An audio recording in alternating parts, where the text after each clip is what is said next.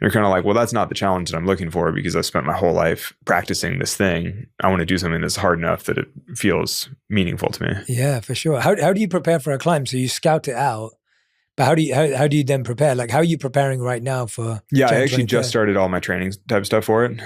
It's funny, I did the scout in September because they have to do it far enough out to, assemble the crew and plan the filming and all that kind of stuff.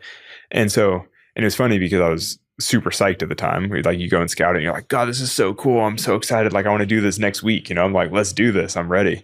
But then I kind of had to just sit on it for, a couple months just because it's scheduled for January. And so now sort of 2.5 months out, I've started like properly training.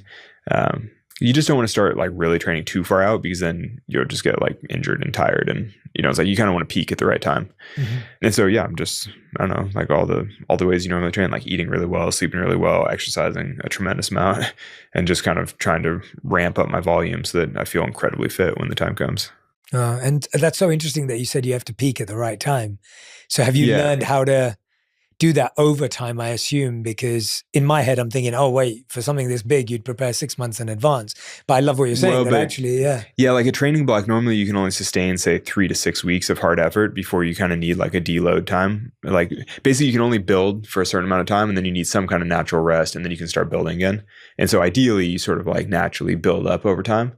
But if you were, say, 6 months out from an event, you'd have to have a pretty sophisticated, like I'm going to train really hard for a month, but then rest for like a week or two and then train really hard, you need like a complicated plan.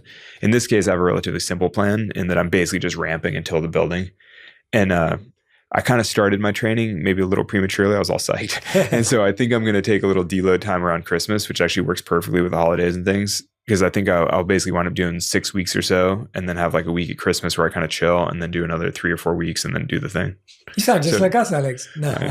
Well, it just seems, it's all kind of perfectly, I think it should be perfect, but we'll see. So far I'm responding well and feel really strong and yes, it's great.